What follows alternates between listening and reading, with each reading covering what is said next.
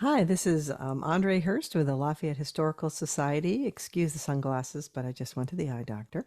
But I'm so pleased today to be doing an oral history with Charles Baumann. And I'm going to be asking some questions, Charles, and you can take it from there. How does that sound? That sounds fine. You can address me as Chuck, which is what all my friends call me. Now, did I pronounce your last name correctly? Yes, Baumann, that's correct. It's Swiss. And where and when were you born? Born in Oakland, California in December 4th, 1949. And how long have you lived in Lafayette? We moved to Lafayette in the mid 50s, 55, 56. My dad was told of this new frontier. We lived in East Oakland, and his brother drove a bread truck and came through the tunnel every day delivering bread to the local grocery stores. And he says, my gosh, there's a whole new world on the other side of the tunnel. And back in those days, you didn't venture through the tunnel very much. It wasn't like today with all the commute and how the community has grown. And so he says, there's a lot of these swimming pools that are getting built out in Lafayette. We should go look at it. And so him and my dad and his brother came out to Lafayette and realized that it was the beginning of the new frontier because of baby boomers. The baby boomer family post-war was starting to expand, and what Lafayette offered up to families was just this most ideal living area, great weather, wonderful schools, growing community, and an opportunity for whatever the future held. And so my dad took advantage of it. It was wonderful. That's perfect timing, isn't it? It was, I mean, I've studied this over time because I love history anyhow. And what was it that drove people to want to move into the Contra Costa County? When I was a kid, there was just a few thousand people that lived in Lafayette. There was 4,000 people that lived in Walnut Creek, and Concord had 12,000 people. So these were real country towns at the time that were just getting ready to explode as a lot of returning GIs came back from World War II. They settled in the inner Bay Area, and then they started venturing out. The government gave them the GI Bill, so they had the opportunity to buy homes at a low interest, and builders came out, home builders came out to Contra Costa County. All these wonderful orchards and farm areas were ideal to plant houses in. And we saw it. We saw it out in the Diablo Valley area, but more importantly, we saw it in Lafayette. It was this ideal condition. Sure. Now, you were still pretty young in, let's say, 1960 or 19. Now, so you came with your parents, and what were their names? And did you all move then to Lafayette at that time? Yeah, we did. My dad, Max Baumann, who has since passed. My mom, Ellie Baumann, who has also passed. Um, we came out to Lafayette because of my dad wanting to start a pool company and get into the pool industry. Um, it was very Spartan back in those days, and to have a small mom and pop business was very typical in the American culture. And so, what was happening for our family is it was a family affair. I can recall being very young and my father packing me up every day before I went to school to actually go out on the job sites with him, riding around in his truck. That must have been fun. It was certainly there were moments that you said, God, this is so mean for my parents to be doing this. But now I look back over my life and I truly started working when I was about 5 or 6 years old in the family business. And it has given me a tremendous amount of foundation to build my life and career on that a lot of people don't get that chance today. Now, I understand you had mentioned to me that something happened in 1966 with somebody driving one of the pool trucks. And Yeah, it was a very sad uh time in my parents' career of building this business. My dad had a service company, had a retail store right on Mount Diablo Boulevard that sold pool supplies. I worked at that store. And then he went out and built these really nice custom swimming pools. And unfortunately, he trusted one of his employees with a company car that lived in Oakland, and that particular individual one afternoon got liquored up at the Roundup saloon there in Lafayette and went ahead and drove home going through the Oakland Tunnel. And right at the time, they were building the third bore of the tunnel. So there was a lot of disruption on the roadways. He gets involved in an accident, put somebody in a chair for the rest of their life. And the attorneys and insurance, everybody sued my dad and his company, and we lost everything. We oh went my goodness, the tragic. penthouse, as I say, to the outhouse, and my dad had to literally start all over again. Um, And so then you helped him, and you were pretty young, what, 16 or I, so? I was 16. As soon as I got a driver's license, I had a pickup truck and I started cleaning swimming pools, and I cleaned some of the most notable people in our community because it was just a wealthy group of people that had swimming pools back in those days. It was starting to build some momentum that more and more people were building swimming pools. But back then, the fellow that had Caldwell Banker, Mr. Banker, I cleaned his pool. The Alioto family had a summer cottage out in Diablo Country Club. I cleaned their pool. The Peterson family that owned Peterson Caterpillar Tractor that actually owned the Black Hawk Ranch that is now a huge development. I cleaned the swimming pool at that property, and it taught me some great work ethics that's important for young people to learn instead of you don't have to go to work today and here's your allowance and don't do anything for it. I worked very diligently, but also helped support my family at that time. My dad lost everything, and everything that the family could generate for income, we did. And this was my contribution to it. So you were going to Akalani's at the time? Yeah, at the time, I was, I want to say a sophomore at Akalani's, and it was kind of an ironic story. I know I had told you about this, but it speaks to the perseverance of the human spirit. And that is, here I am having to work every day after school, working on the weekends, working all summer to help support the family. And I really didn't do much insofar as grades and accomplishment at Akalani's, to the point that in my senior year, the Dean of Boys, Mr. Stevens, asked my dad and I to come in and talk about my grades and the fact that I didn't have enough credits to graduate with.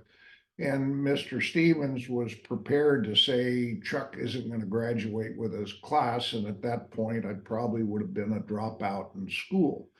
Um, as it turns out, Mr. Stevens heard my story. I told him my story about working and helping to support the family. He looked across the desk at my dad and I with a big smile, and he said, "Wow, that's perfect. That's work experience all the credits that you were short because of all the classes that you flunked out because you weren't attentive to school, I'm now going to let you graduate.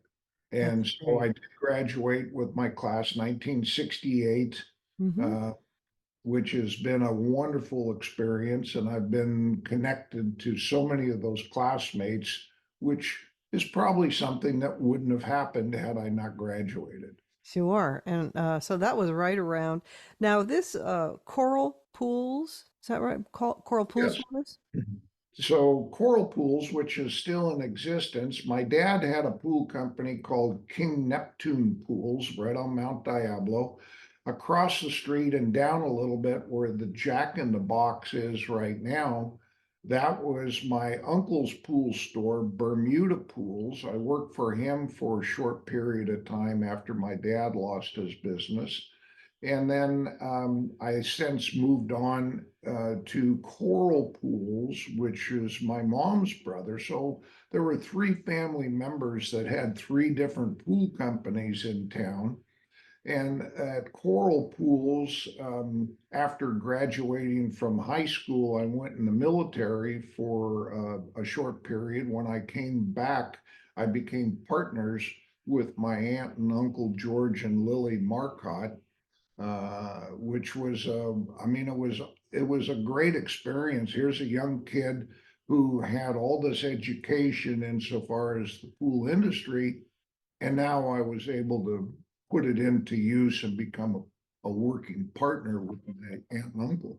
Now, the little house that you converted into a pool store, is that the one that is still there on One's still there on Golden Gateway, Second Avenue and Golden Gateway. And I remember when my aunt and uncle bought it, and he and I went in there with sledgehammers and we started tearing out walls and opening the building up so that we can convert it into a retail store. Still exactly the same as it was back in, what was that, 1968, 69. Yeah, so great. do the math here and that is let's see, 1968. That's That, about 54 years. wow. Yeah, isn't that crazy? That's great. So Yeah. now, And is the store still in your ownership? no, I left, parted ways with my uncle. I gave him back the shares that he had given me to the company. And I said I wanted to go off on my own and start building custom swimming pools, which was um, it was something that really was lacking in the pool industry. There wasn't anybody that was taking a look at the complete backyard and the recreation of being in the backyard. Up to that point, the only dog in the fight was the swimming pool. And Mm-hmm. the swimming pool builder built a pool. It was a pretty standard design, a kidney, a rectangle, an oval. And then at that point, he introduced his concrete buddy who put concrete all over everywhere in the backyard. And you had a pool in concrete, and it was a pretty simplistic design. That never really changed until my generation came along, and there's a handful of us around the country that we still connect to each other, where we have taken the industry to the next level. Whether it's incorporating spas into pools, whether it's elevating portions of it, but it's become more of an artistic statement, and to the point that people that are building swimming pools today realize how the swimming pool is an important part to the rest of the design, whether it's a pavilion or patios or landscaping. The projects are far greater than what my dad was building. In the 60s, I actually have, which I will give you, a couple of pictures that you can post with the article that we're doing. Um, I actually have an advertisement, 1968, which for my 50th class reunion at Ocklawney's, I helped head that up.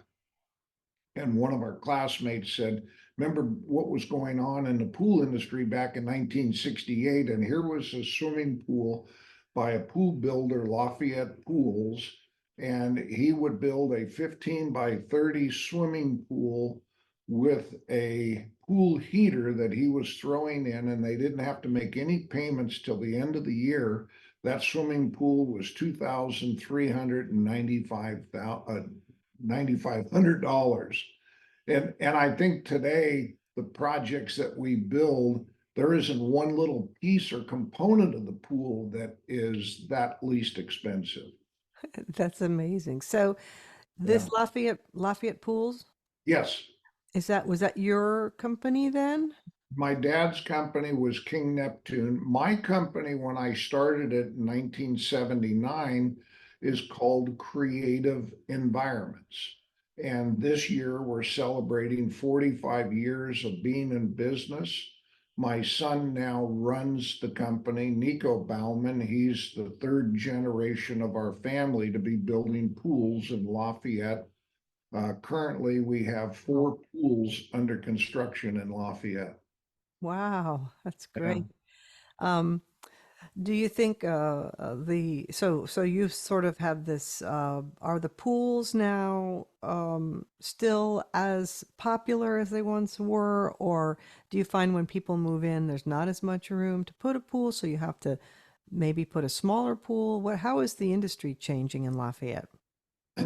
That's a great question. Lafayette, right after World War II, became kind of the epicenter of the pool industry in Northern California. It could be argued that on the peninsula, where a lot of wealthy people lived in the Athertons and Woodsides and Portola Valley and so forth, those too had swimming pools, but Lafayette for the East Bay was that epicenter. And there was a lot of things that took place in the Bay Area that helped craft the swimming pools to what they are today. So to first answer your question, are they more relative or less relative, more desirable, less desirable today?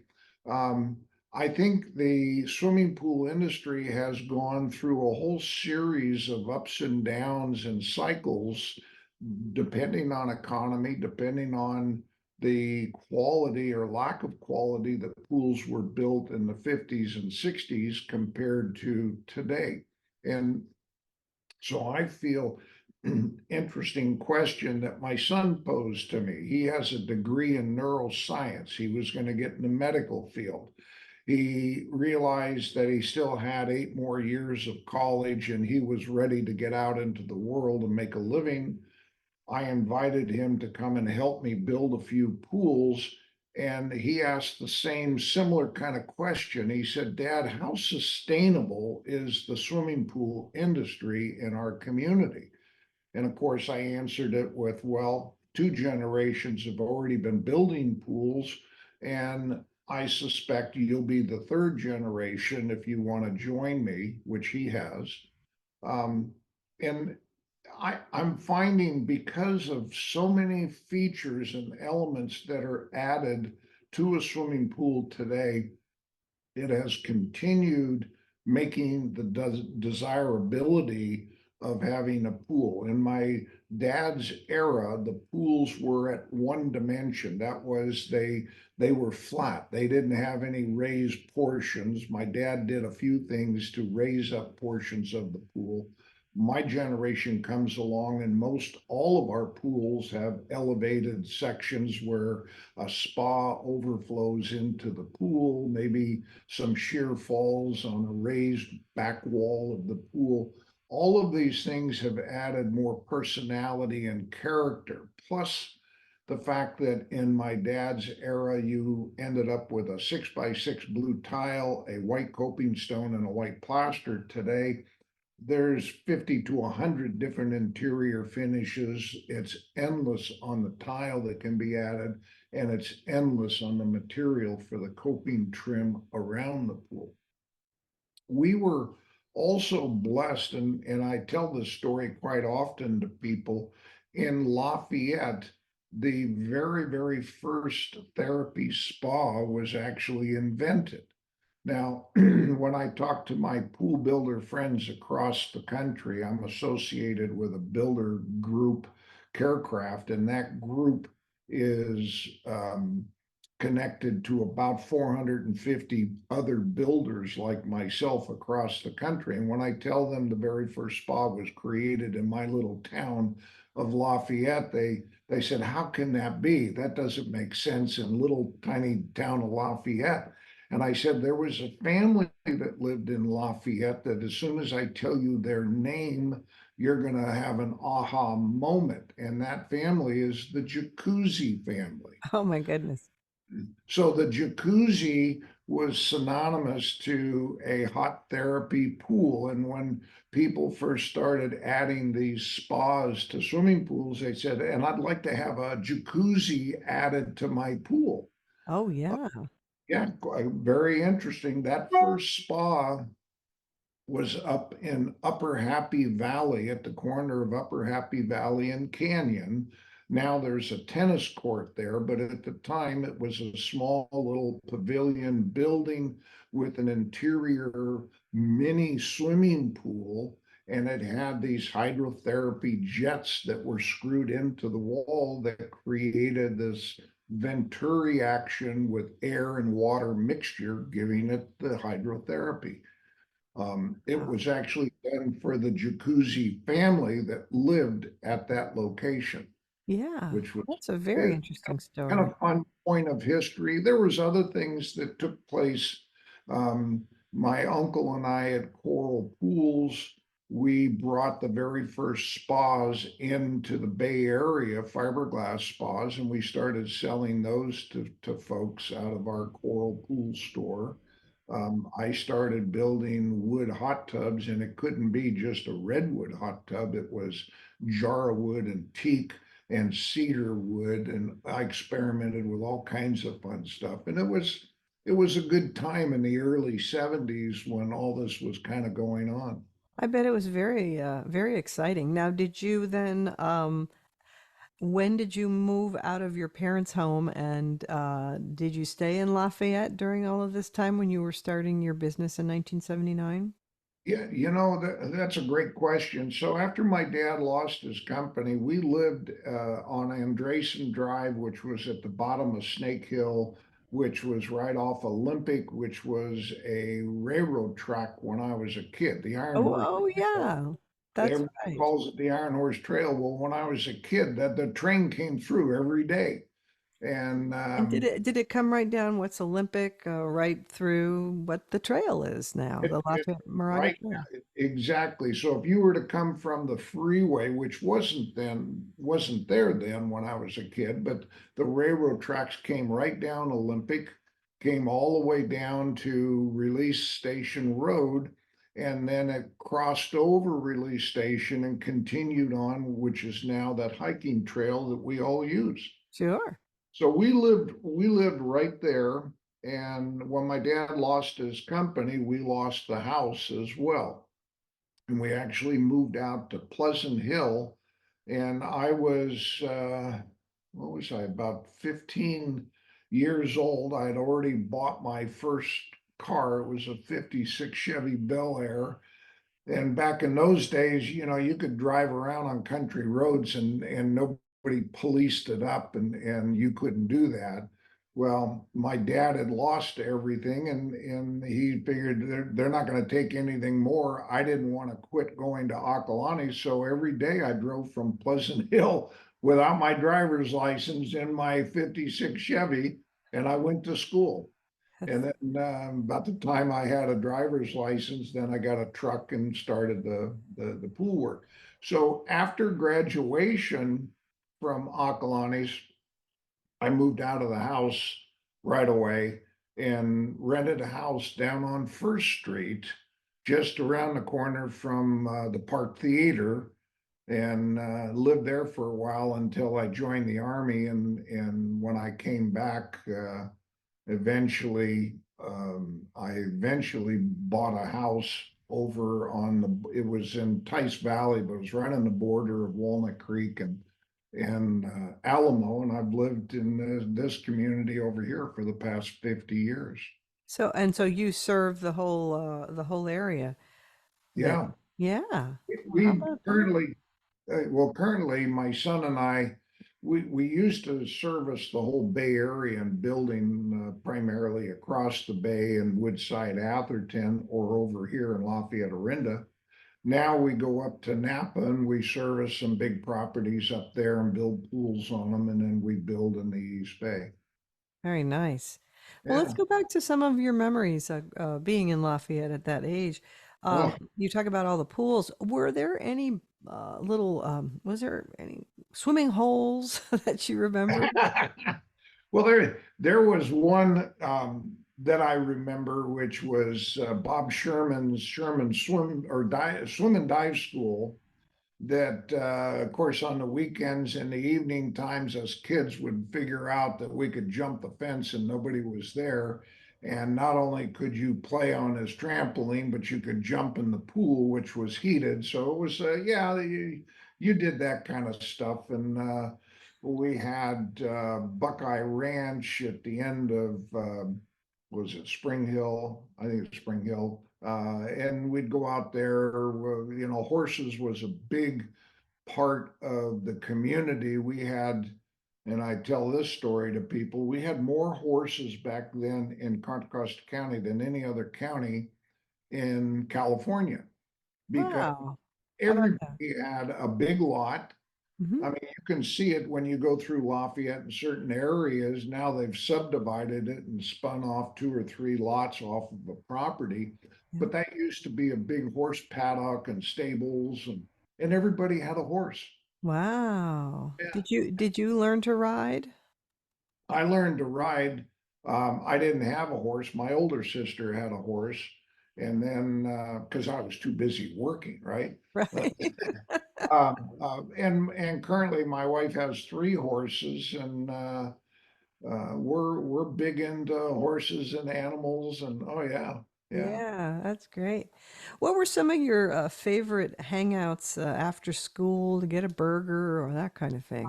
Yeah, we had Chaps at the end of town there, which is across the street from Trader Joe's. There was a burger joint there, and the way that you went into Chaps is if you had a hot enough car, you pulled in to the parking lot, but then you backed up against what was kind of a inclined area, so you could check out all the talent that was driving in to get a burger, meaning girls and stuff like this, right? So you'd park in there and you'd be drinking your soda and having a burger, checking the talent as it came in. That was always a fun thing that we did. Yeah. When I was younger, we used to go out to both Delvi and the old Kaiser estate at the east end of town, and we'd play football. All of us kids get together. There were so many walnut trees that in the springtime, when the walnuts started coming out, before they were dried up and falling, you'd go pull these walnut clusters off of the trees, and you'd have walnut wars, hide behind a tree and throw walnuts at your buddies. We did cardboard sliding on grass hills. I mean, it's fun to think back now what we did for entertainment compared to kids today, because so much more is available to the kids. It's a different time. You made your entertainment back then, and Yeah, that's right. And didn't so in the 60s, 70s, that was when BART came in and the thruway, right? Bart came in '68. There was a lot that happened in Lafayette in '68. It became a city.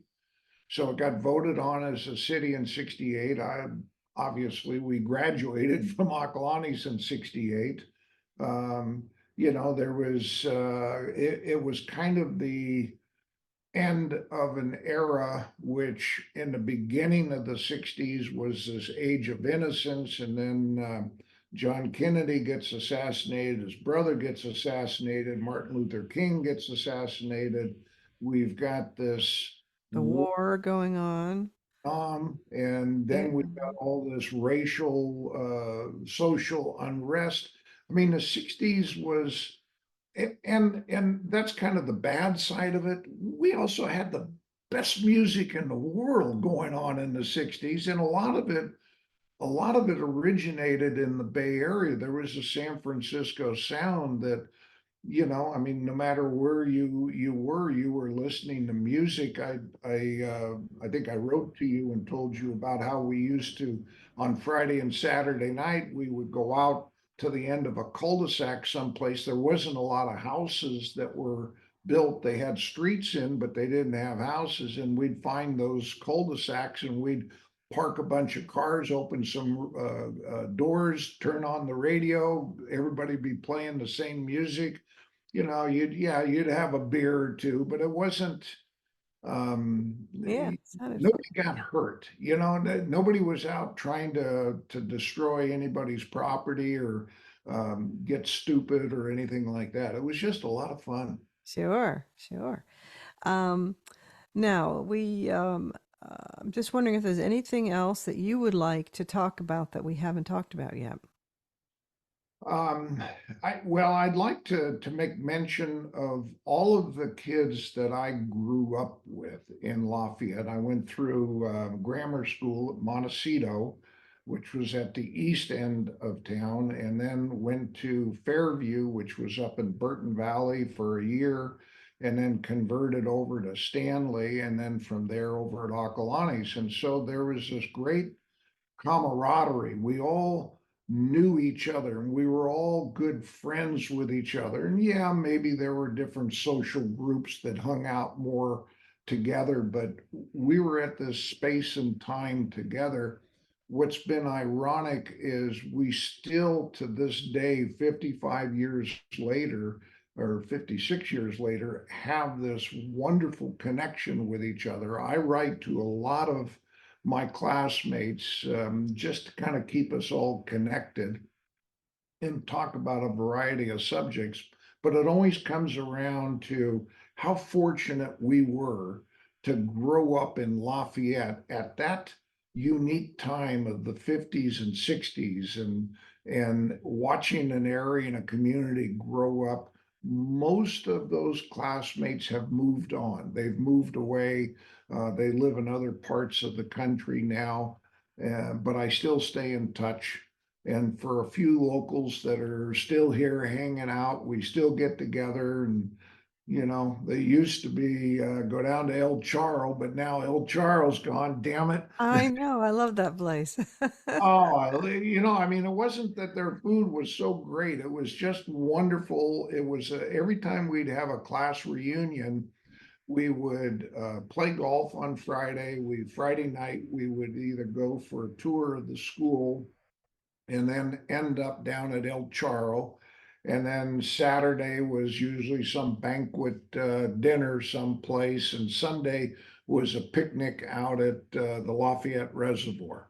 And we've done that for quite a few 30, 40, 50-year anniversaries. And it's just, we all gather, and yeah, the group's getting a little smaller because some aren't healthy enough or some are passing away. Sure. It's nice to still keep us all connected. So Now, that's when is the next one going to happen? we we were talking about having one at 55 anniversary, and I was, boy, between a whole variety of things, daughter getting married, son coming into business, I just had a lot of personal events, and I said, you know what, guys, if you want to have the reunion, I'm not going to do it. And one of my very dearest friends, Deidre, who we were in grammar school together, her and I seemed to kind of head it up, and she too had a lot of events going on in her life. I think the next one's going to come at 60, although And what year will that be? 50, that would be 28? 28, 28, 28. Okay, okay. 4 years from now. Um, Yeah. All right. I would like to thank you so much for taking the time today to talk to us at the Lafayette Historical Society and share your stories. And I would say we could easily do a part two to this interview if you're interested. I being part Italian, I'm no shortage of words, and I, Um, I do, and I'm very passionate about the community that I grew up in and that we all live in because it is one of the best places on earth, bar none. I travel the world in my business, and every time I come back, I look at Lafayette, I look at where I live here in Alamo, and I go, how fortunate are we? we are. Well, Yeah. thank you so much. And we look forward to talking with you again. And look for Thank you. this. We'll put this interview online so other people can enjoy it. And thank Dawn. you for sharing your photos as well. I think people really enjoy hearing about the history and I'll from send those. people who were there. Great. Thank you.